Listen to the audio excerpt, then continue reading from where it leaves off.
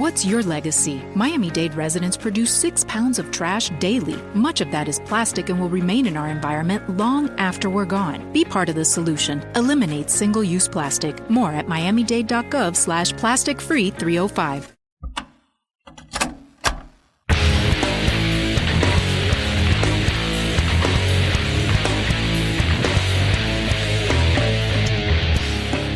Welcome to My Weekly Mixtape, a podcast that takes the classic mixtape approach to building a modern playlist. I'm your host, Brian Colburn. Joining me for tonight's collaboration is Michael Citro, host of Michael's Record Collection. Michael, thank you so much for joining me tonight.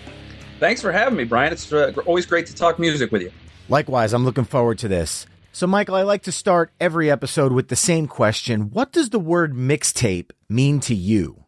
It means the entirety of my junior high and high school life, basically, and a lot of my college life, too.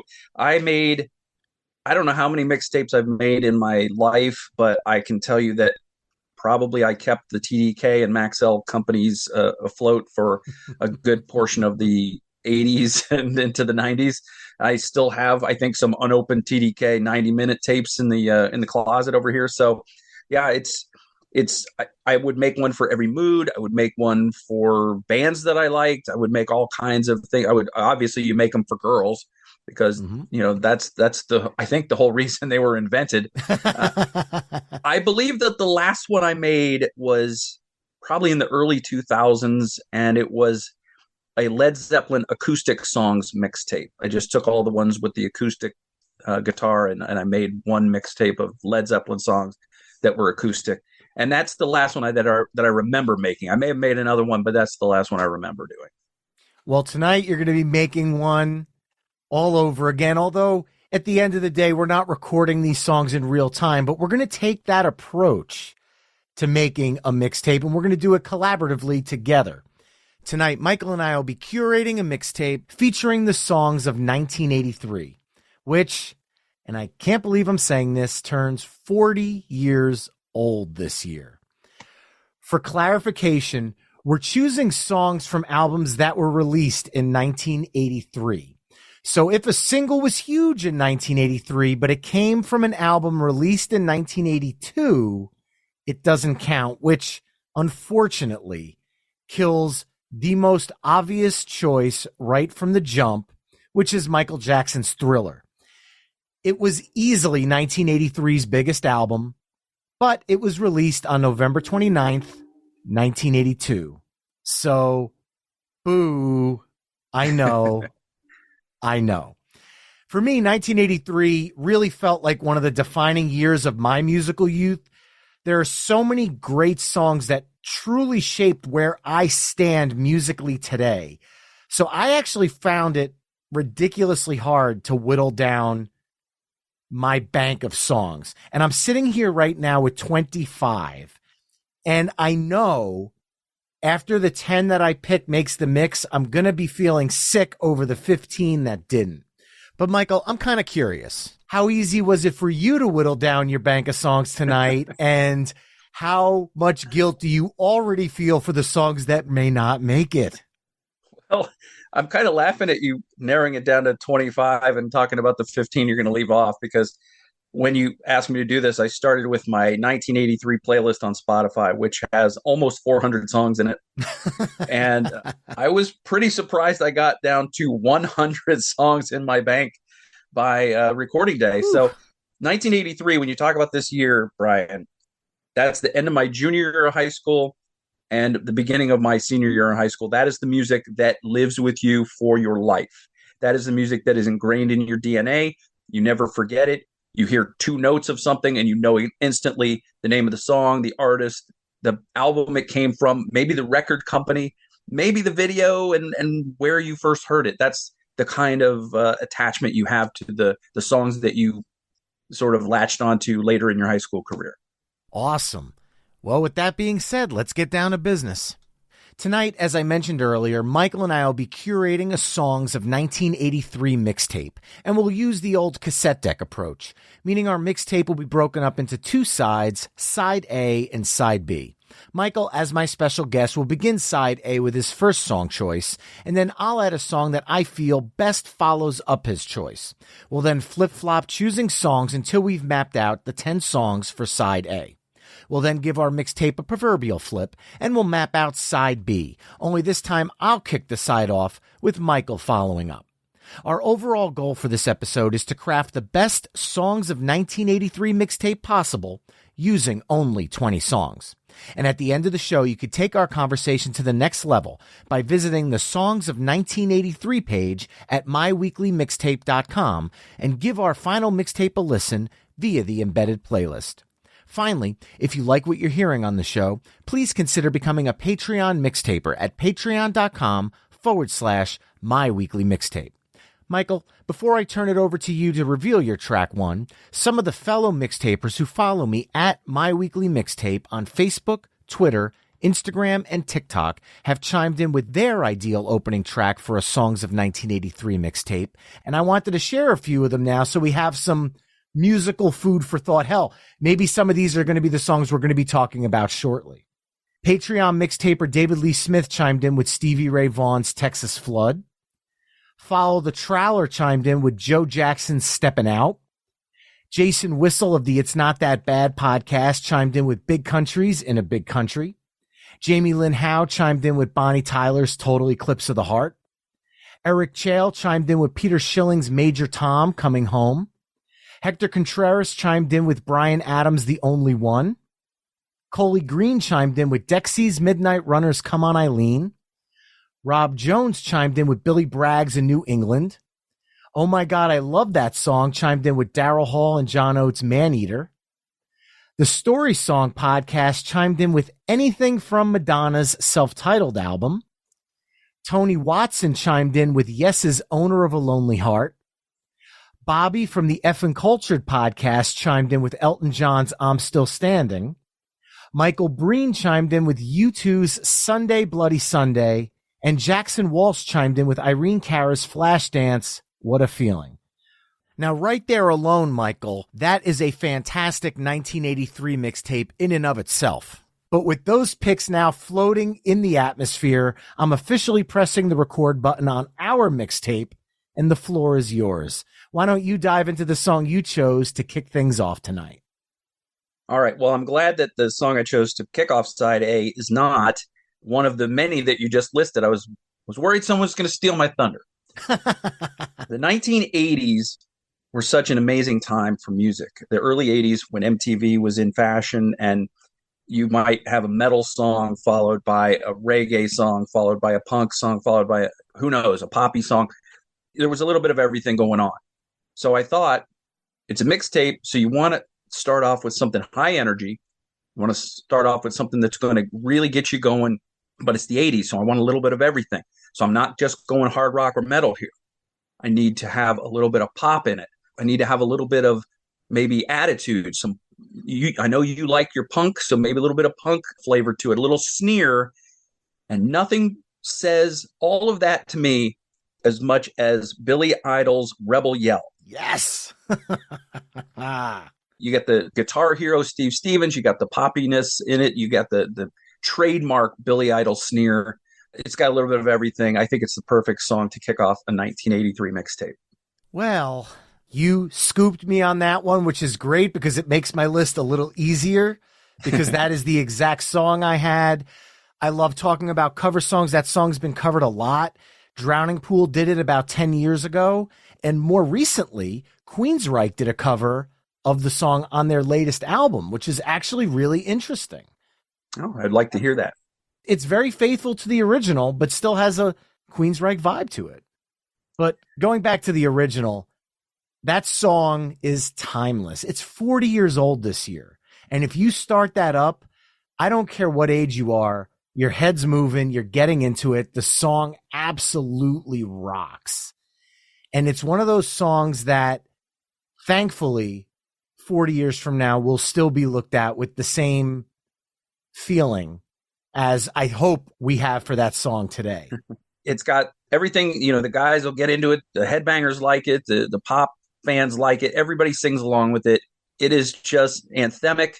And like I said, just I couldn't think. I thought long and hard about the first track because it's what kind of starts the whole thing and sets the mood. And you have to have a great first track on any mixtape, and I thought that was the right one to do. Anybody that needs to know the rules of a mixtape just needs to go and watch High Fidelity. Exactly. Well, I want to follow that up now, and I'm going to follow it up with a song that's not as high energy, but is a fist pumper. Because after you got that rockin' open, you want to have a song where everybody is in unison, pumping their fists in the air and screaming at the top of their lungs. And in 1983, we've got a lot of songs that would fall under that category. But I am going to go with the title track from Motley Crue's Shout at the Devil. I want this thing to be picked up in intensity. I want this to be picked up in the rock vein. And that song screams 1983. It's the glam look of Motley Crue. It was a different Motley Crue than you heard on Too Fast for Love, which was a little bit more punk-esque, a little bit more raw, a little bit more 70s glam. Shout at the Devil solidified Motley Crue as the band that everybody knows is Motley Crue. It is their real entrance. And I want to give a shout out to Eric, Time to Get Ill, and the Shane and I Show, who both chimed in with this one. I can't think of a better song to follow up Rebel Yell with than Motley Crue's Shout at the Devil. It's a great one. We're keeping the fist pumping going. Our fist was raised in the air already. It's going to continue to be raised in the air. I can't tell you how many adults I had to explain the fact that they're not satanic. They're shouting at the devil. They're actually shouting at him. So it's not a satanic thing. These are the kinds of things you have to do in the Midwest sometimes. But what about 10 years earlier when Van Halen was running with? I guess that must have been even worse. It probably was. I think they just never took David Lee Roth as seriously for some reason. It's a shame.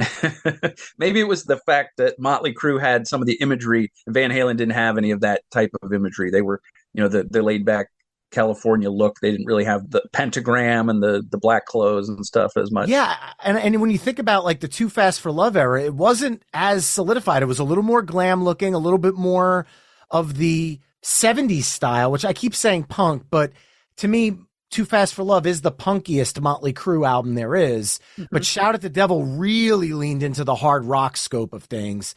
And I think that's really where Mick Mars put his stamp on the band's sound. Yeah, I agree with that. I think that's accurate. The Too Fast for Love and Shout at the Devil, obviously you're going to tell it's the same band, but it's definitely a new direction, and they're starting to find their legs a little bit more. Yeah.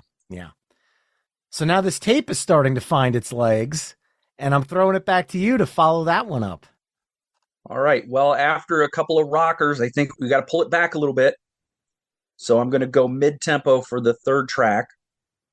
But I still want it to rock a little bit. Still, I don't want it to have like you just fall off the table and have this big shift. So I'm going to go with a little bit of a mid-tempo rocker, and I'm going to go with the title track from Bryan Adams, Cuts Like a Knife. All right. Fantastic song. I managed to go see Bryan actually the same day as Live Aid, which was awesome. He had played in Philadelphia, and then he flew into Ohio, and I saw him at this outdoor venue. It was really a cool thing because I got to see him on TV, and then I got to see him in person.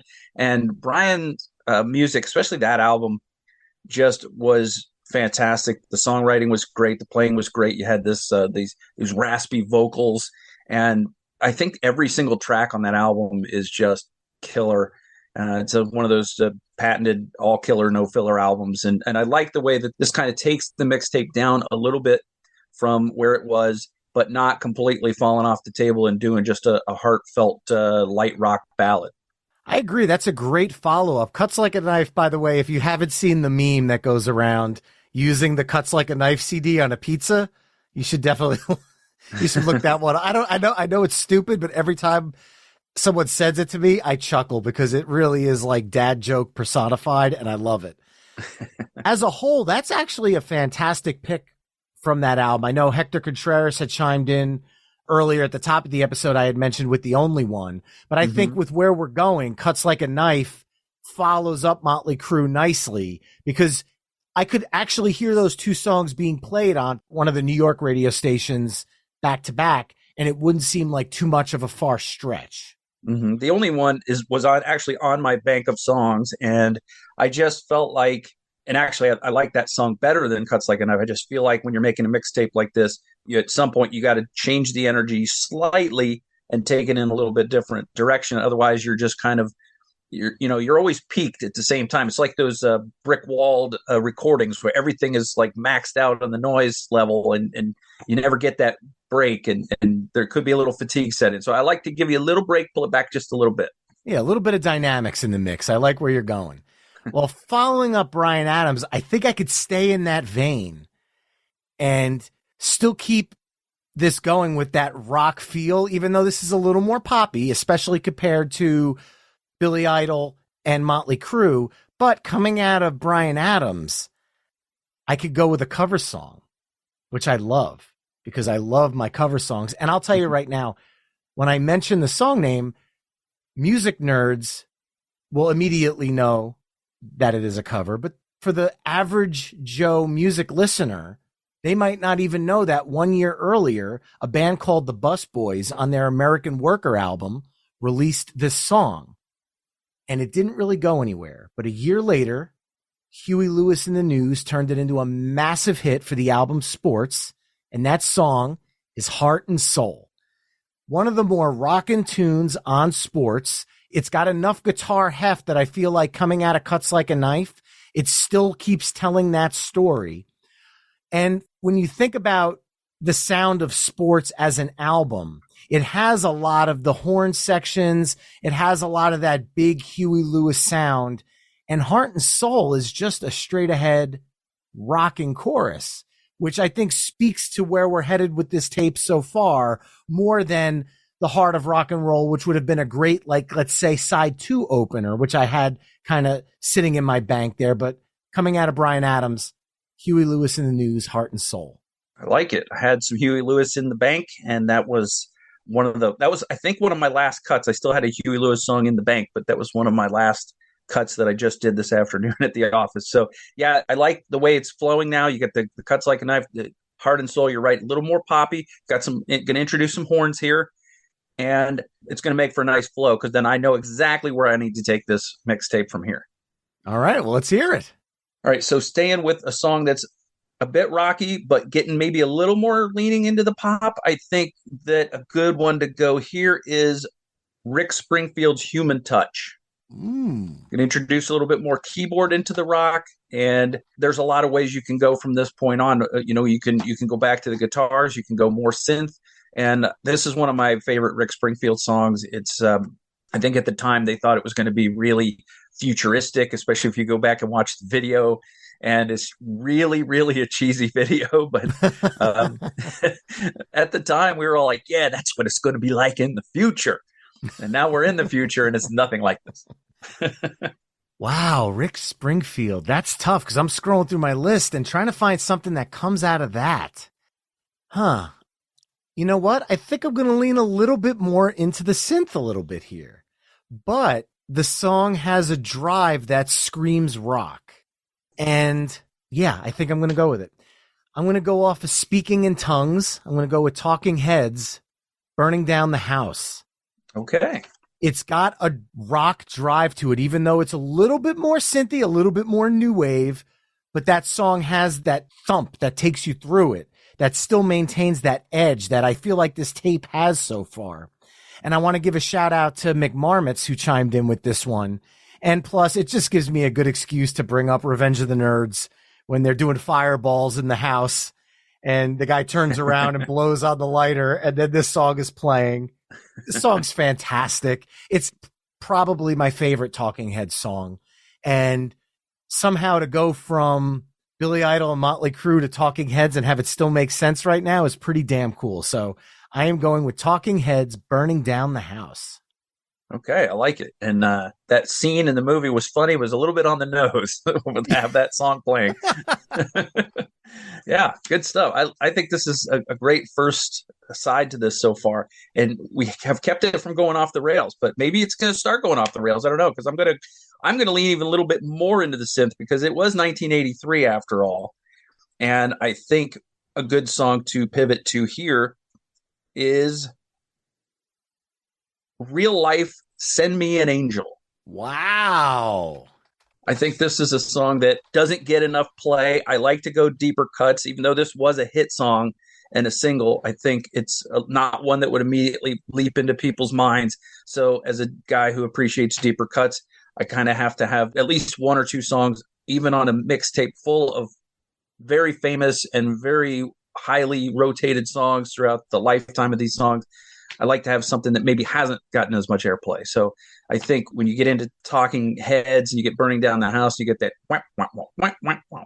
And I think that will pivot nicely into Real Life's Send Me an Angel. And I just adore that Heartland album from Real Life. I think that it's a shame that it didn't do better in this country. Yeah, that's a fantastic pick. But man, I'm looking at my songs and trying to come out of that's tough. But you know what? The one thing this side is missing, we need the female voice to be heard on this mix as well. And I think coming out of Real Life, I think you have to go with the Eurythmics. And I'm going to go with the title track, Sweet Dreams Are Made of This, with a shout out to my friend Coley Green. I feel like coming out of Real Life, this is the song to do it. It still has that energy. It still has that rock vibe, even though it's poppier. Eurythmics rocked, man. They really did. They had a rock edge to their sound. And Annie Lennox's voice is perfection. And in this song, obviously you think about the cover that Marilyn Manson did a decade later, but this song wound up on rock stations, on pop stations, on MTV. It crossed a lot of boundaries and it crossed a lot of barriers. And coming out of Real Life, it's the only one on my list that actually makes sense. So Eurythmics, Sweet Dreams. It's amazing that you picked that, because while you were talking about Burning Down the House, I really had narrowed it down. I'm not even kidding. I narrowed it down to Real Life or Eurythmic, that exact song. That is awesome. Amazing. Awesome. So we're kind of on the same wavelength. So that makes it a very difficult place to go from here. But the cool thing about that, Eurythmics had 2 albums come out in 1983. So I had a lot of Eurythmics songs in my 1983 Spotify list that I had to narrow it down and cut a few of the more obscure songs out, and maybe some of the more slower paced ones out. But that one was still solidly in there. And I was, like I said, I was going to pick that one if I didn't pick Real Life. So it's awesome that those two ended up together. It's like when you have 2 picks in a row in the NFL draft and somebody falls to you and you can't believe that they fell to you. So you get to make that pick plus the pick you were going to make. There you go. So I guess that makes my turn. I got to follow Eurythmics. And I think I know how to do this. I think I know how to get that next step. I'm going to go with, because this is my last shot on side A, I'm going to try to bring the energy level back up a little bit. And that's going to give you a place to go to from there. You can either maintain, you can come back down, you can go up. I think this one will flow nicely out of Eurythmics, Sweet Dreams. I'm going to go David Bowie's Modern Love. Oh, nice. Yeah, I think it's got a little bit of the same 80s keyboard-oriented pop in there, but it also brings it up a little bit more in the energy department, even though, Eurythmics is more of a slow driving song or slower driving song, mid-tempo, and then Modern Love brings it up not quite to where we started this side, but at least a half a notch from where we were with Eurythmics. So I think David Bowie flows nicely out of there. It does. And you did scoop me on David Bowie, but I actually had chosen in my bank Let's Dance, with obviously that legendary Stevie Ray Vaughan guitar work in it. And I do want to give a shout out to Josh Zimmer, Jason Spiegel, and my friend Matt at the X Radio X podcast. They all chose that as well. But Modern Love is just as good. I'm glad to see Bowie represented. This was a big year for him. And I think when I say it's an underrated Bowie album, people might roll their eyes at me because Let's Dance was so massive. But when you compare it to the Ziggy Stardusts, I don't feel it has the recognition it should. It's a really, really, really good album. Yeah, terrific album. I did have Let's Dance in the bank. So it kind of was going to come down to, if I did pick a David Bowie song, what was the appropriate song to flow from the previous song? I didn't think Let's Dance was quite the vibe I was going for coming out of Eurythmics Sweet Dreams. So I think Modern Love at this point in the mixtape and on track 9 of side A, I think Modern Love fits just a little bit better than Let's Dance. And of course, I also had China Girl. I had Putting Out Fire, Cat People song. in my bank as well. So I'm a big fan of that album. Well, coming out of David Bowie, you could go in a couple of different directions, but I want to kind of stay in that same vein, but I want to go with something to close the side that is very iconic and very powerful. And I think I know where I'm going to go with this because it is a side ender. I don't want it to be too energetic, but I don't want it to be a snoozer either. And I'm going to go with one that has been covered by bands of a much heavier nature later in time. That band would be Mudvayne, did a cover of it, as did one of my bands in the early 2000s, but only the people that know me has heard this version. So they'll know it is my favorite song by this band. So when I bring it up, it'll make more sense. From Synchronicity, I am going to go with The Police, King of Pain, to close out side A. The Latin Jukebox chimed in with Every Breath You Take. I mean, you can go with so many songs off Synchronicity. Synchronicity 1, 2, Wrapped Around Your Finger, Every Breath You Take. That album was just a monster, and it's one of the biggest albums of the year. I feel like King of Pain was the best way to close off this kind of rock side that we've got going here, but still leave the door open for where we could go on side B.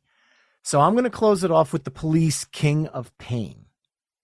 I'm glad you picked The Police. I had several of their songs in my bank for various moods. Of course, I had Synchronicity 2 in there. I had Wrapped Around Your Finger is maybe my favorite Police song of all time. It is tremendous. We haven't gotten to any ballads, which is surprising, but around the track 4 or 5, usually that's where you get your ballad. We skipped right over that and just kept rocking. Yeah, we're just, this is a party right now. There's no time for ballads at this point. Well, that Mixtapers closes side A of our Songs of 1983 mixtape. We started off with Billy Idol's Rebel Yell, Motley Crue's Shout at the Devil, Bryan Adams' Cuts Like a Knife, Huey Lewis in the News, Heart and Soul, Rick Springfield, Human Touch, Talking Heads, Burning Down the House, Real Life, Send Me an Angel, Eurythmics, Sweet Dreams Are Made of This, David Bowie, Modern Love, and closing it out, The Police, King of Pain. Remember, you can head over to myweeklymixtape.com to hear all of the songs we're discussing in this mix through the playlist embedded on the episode page. Now, before we flip our proverbial mixtape over and start rocking out on side B, Michael, why don't you tell people a little bit more about Michael's record collection? Well, Michael's record collection is a multimedia conglomerate. No, it's not. It's my podcast, but it's also a newsletter and a video channel. I do all three things because some people like to go down the YouTube rabbit hole. Other people like to read. Other people like to listen to stuff while they're in the car, while they're working out. So I do all three things, and everything can be found at michaelsrecordcollection.com.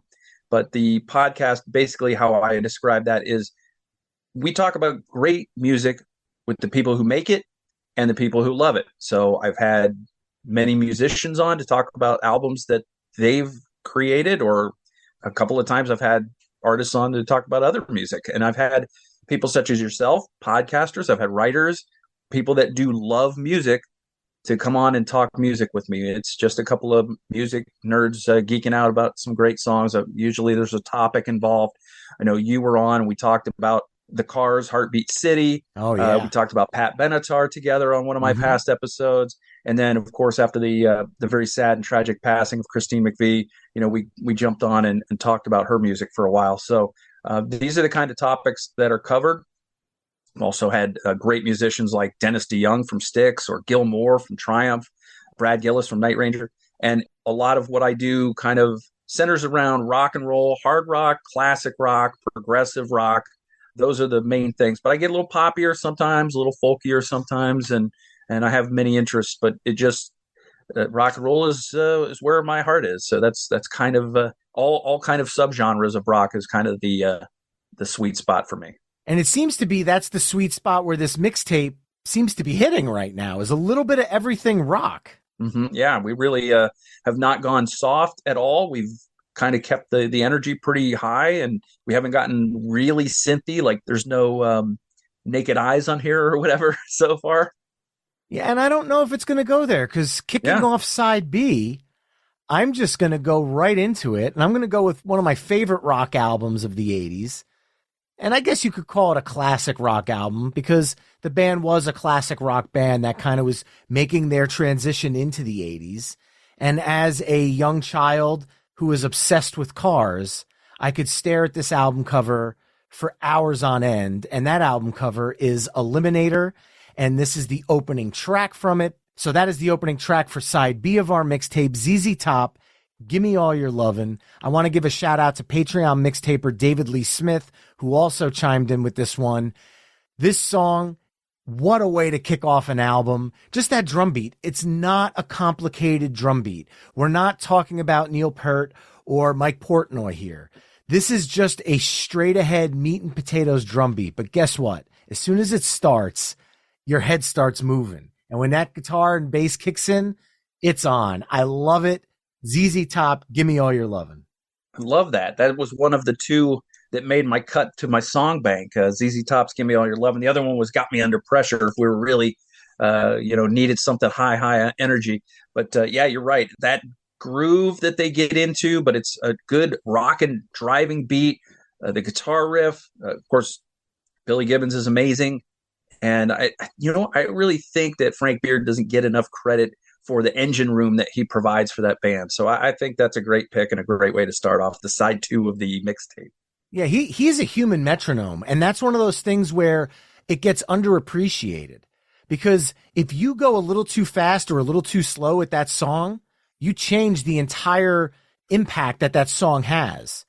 And that's something that I think is very overlooked. He is literally a human metronome. And then with cover songs, because it just popped into my head, blues guitarist Walter Trout has a fantastic cover of it. Very faithful to the original, but he's got that Walter Trout growl in his voice. And I absolutely love that cover. Plus, his guitar is a little bit more flashy playing wise. And I mean that in a just a different style than the Texas blues that the Reverend is playing in it. So he adds a little bit more of the blues rock, maybe like of a Joe Bonamassa style to this song. I absolutely love that cover. It's worth checking out. But now I pass the torch back to you to dig in with track 2 on side B. It's really hard to follow ZZ Top because they are such a distinctive band. They got that Texas blues going. And I'm going to stay in a little bit of that ruralness that ZZ Top's music sort of evokes, but I'm going to move from Texas to the Midwest. This was a song that I left it in my bank, but I didn't really think I would need to pull it out. But because it's following ZZ Top, I think, I'm going to pick it out. And that was a clue because from the album, I'm going with John Cougar Mellencamp, as he was then, with Play Guitar. Wow. Okay. Awesome. Got a little bit of that country tinge to the rock, but it's still a rocker. I like this song a lot. It's one of my favorite songs by him. You scooped the artist for me, which is great. I actually had Authority Song on there just in case we were kind of going down a more dancey, kind of upbeat, almost punkish kind of vibe. But Play Guitar coming out of ZZ Top works absolutely perfectly. I like the way this is flowing so much right now that I just want to go grab my boombox out of the closet and start making this tape. Well, thanks to the beauty of modern technology, you could just head over to myweeklymixtape.com and listen to the embedded versions. Nice. I like the ad drop there. That's good. Of course, yeah. Total cheap plug. So coming out of John Mellencamp, I want to keep the energy and I want to kick it up a little bit more.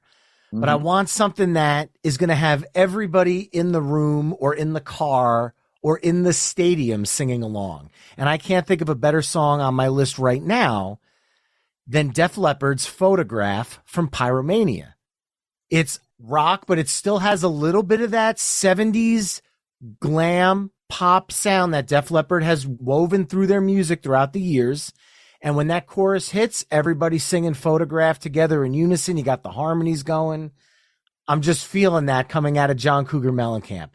It's not as twangy as other places I could go, but I still want to keep that energy up. And I feel like this does it. I have 2 cover songs for this one I should point out. Because you had mentioned, Mike, that you do listen to some Americana and some twangy stuff. In 2004, a band called Malibu Storm did an Americana version, almost country-esque of it. Very, very good. And then in 2010, Santana covered the track with Chris Daughtry on vocals, and Daughtry absolutely nails it.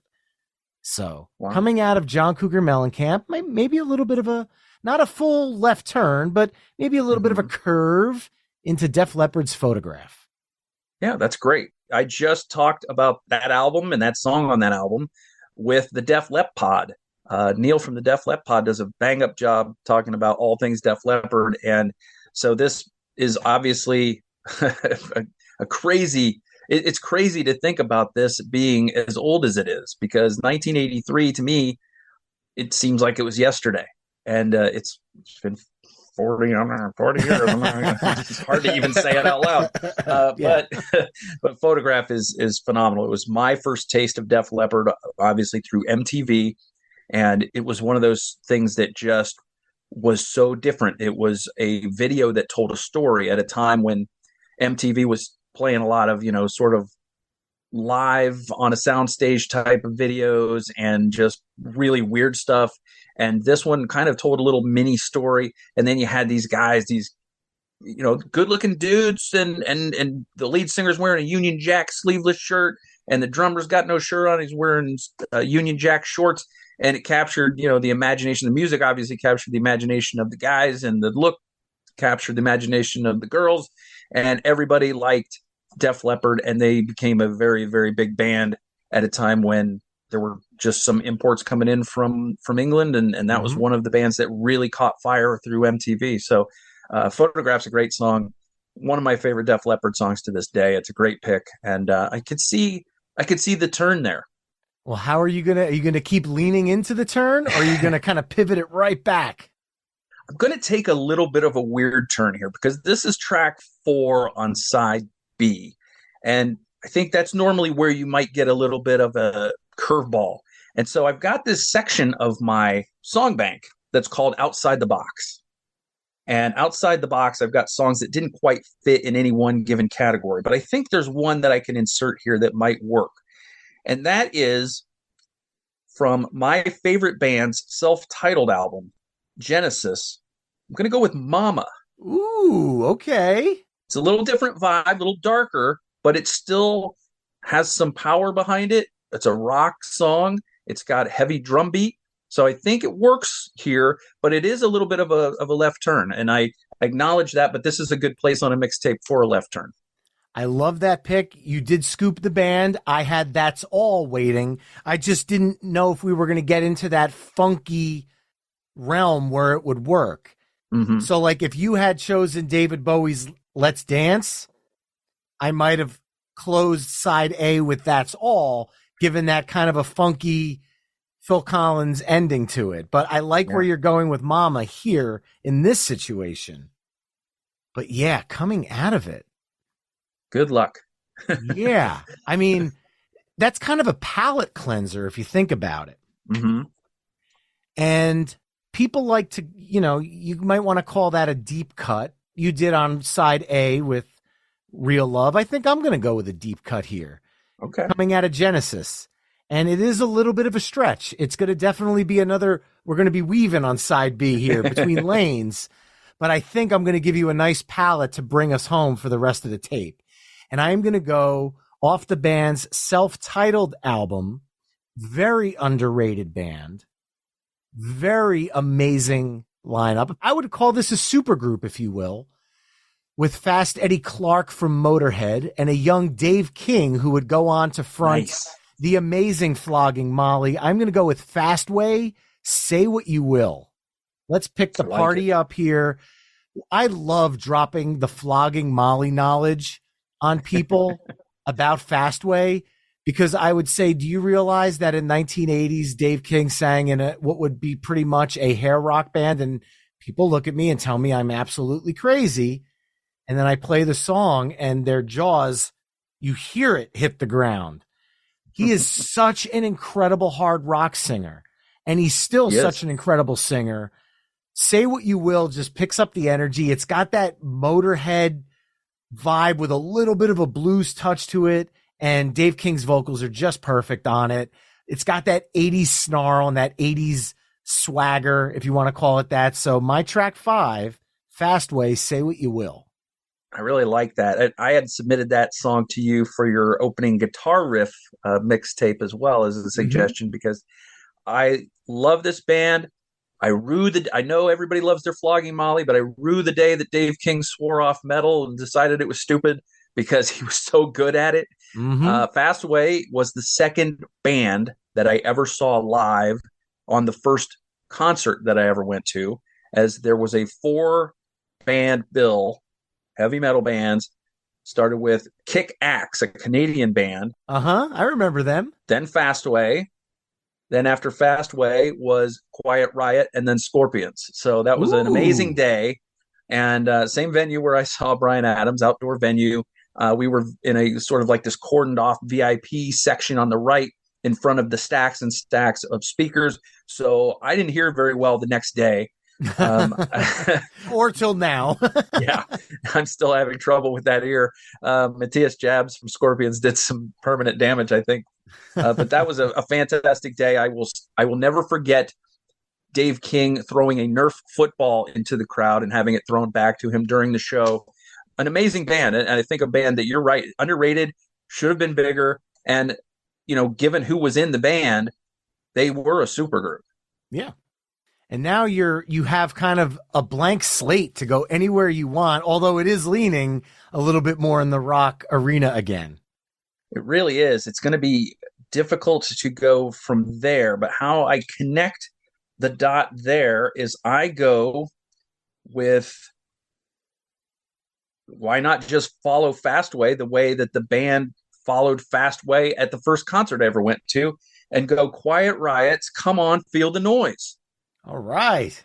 We're going to rock. Let's go ahead and rock. And this one also has a little bit of a poppy vibe and a little bit of course, it is a cover. It's a little bit of a glam vibe from the original from Slade. And I think that this works pretty well right after Fastway. I think it's a good pivot. And now you can also go harder or you can pull it back. So I think that this is a good side B now. It was a little bit all over the place, and now it's starting to really gel as we hit the home stretch. Yeah, and like side A, Heart and Soul by Huey Lewis and the News, I will just say it. Maybe this is a hot take because I still have nothing but love for Slade, but Quiet Riot's Come On, Feel the Noise is the definitive version. I agree with you. And I love Slade. But Quiet Riot, there was just something magical about those musicians at that time. Kevin DuBrow was one of those guys who's just absolutely overlooked when you think of the great vocalists of the 80s. He had that mouth, like what he described it. He got a mouth like an alligator in Metal Health. That's a perfect description of him. But Rudy Sarzo and even Chuck Wright, who did some of the bass work on that album before Rudy came back to the band, Carlos Cavaza, Frankie Benali is a fantastic drummer. This is a band that almost gets relegated to punchline status, but Quiet Riot was a band that rocked and had the respect of everyone else on the Sunset Strip. In 2016, I went to a record show in Pennsylvania, and Frankie Benali was one of the guests of honor at the show. I don't want to, was one of the people signing and doing signings and meeting fans at the show. And my cousin and I went for the weekend, and we went the first day. We walked around, we took pictures, we did some browsing and stuff, stayed at a hotel. We got up the next morning for breakfast, and Frankie Benali was at the same hotel as us. So we walked over and just said, "Hey, Frank, we're big fans. We just wanted to say how much we love Metal Health. We think your music's awesome." And he's like, "Oh, dude, that's incredible." And we sat down to eat, and he kind of looked both ways. He goes, "Do you care if I sit with you?" And we're like, "Sure." So we sat at a Hampton Inn in, I think it's Oaks, Pennsylvania. And we just sat at a table with him talking music for a half hour and eating breakfast and just shooting the breeze. And I said, "By the way, I've got my Metal Health album in the car." And he goes, "Grab it." And he's got it. He signed it for me. I've got it framed up on my wall now. I was really bummed when he passed.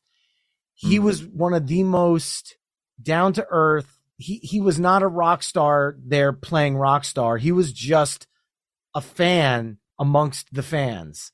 And the love that he had for Quiet Riot, trying to keep it going until his death, and the fact that it's still going now, I know it catches a lot of hell from some people that says, why would they keep the band going?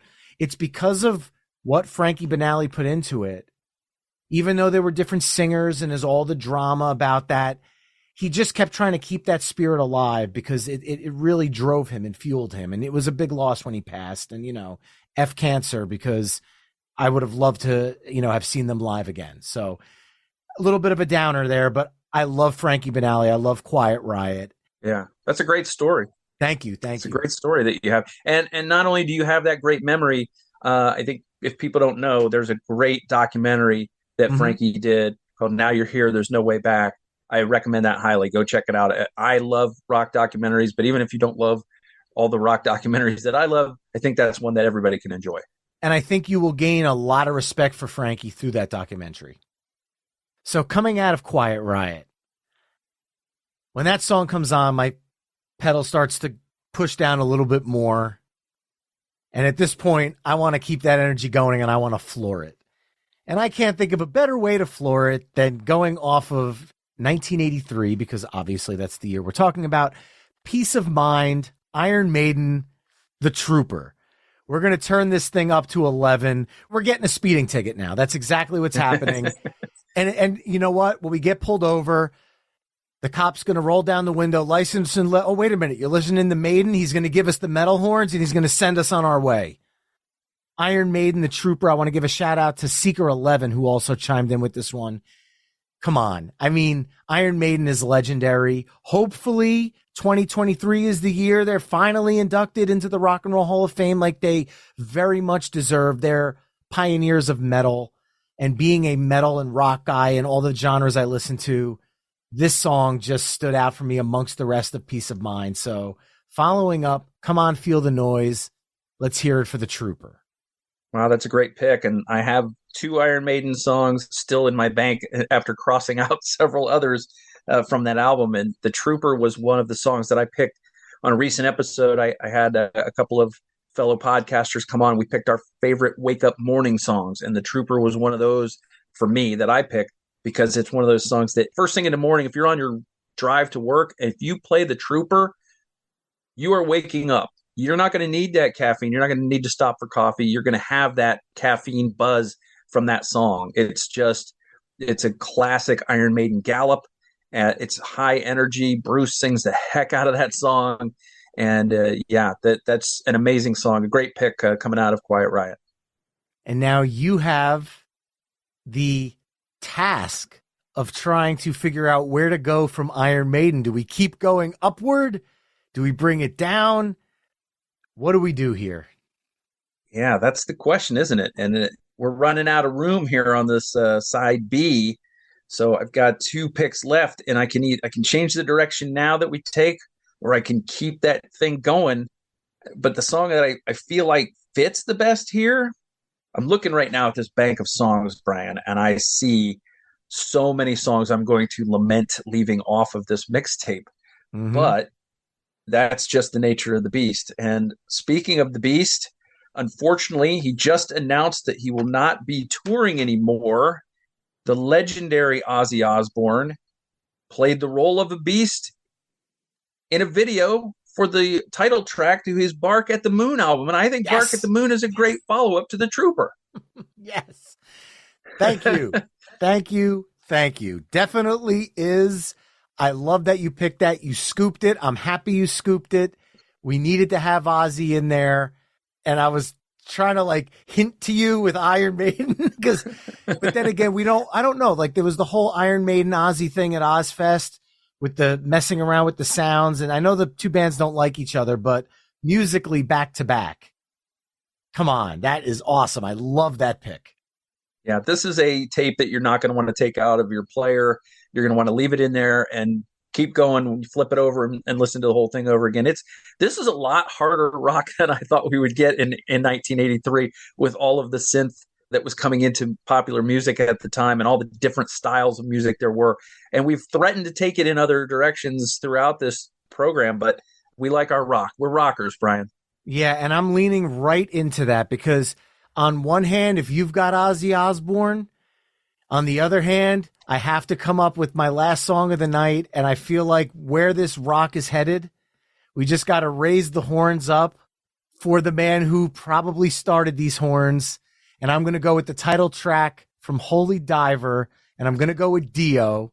And I want to give a shout out to Chris Agar, who chimed in with Stand Up and Shout, another great Dio song. Either one would work, but seeing where we're coming with Bark at the Moon, I kind of wanted to keep the heft, but change the pacing a little bit so that way it didn't become almost 1 BPM throughout all the last couple of songs. So I'm going with Dio's Holy Diver, and that's my last song of the night.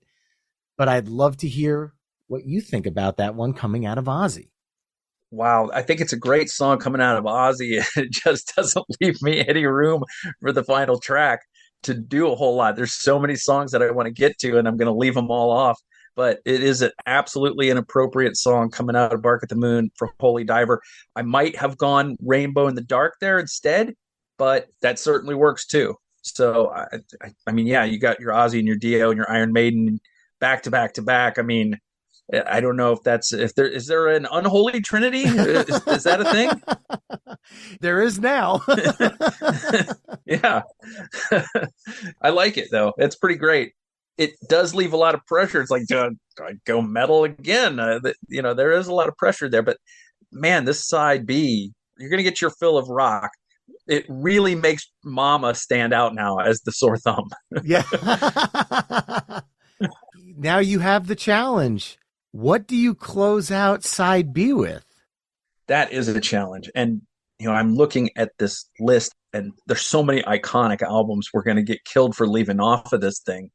But we have to leave some of these things off. And I was hoping to get some of the pop that I like that's a little more, again, deeper cut in here. That's not going to happen. I've got to go with something that is, that is not completely a left turn. So it's going to have high energy. It's going to have some rock to it. And you start with a bang, you need to end with a bit of a bang too. So that makes things really difficult. You're not going to get Cyndi Lauper here from me.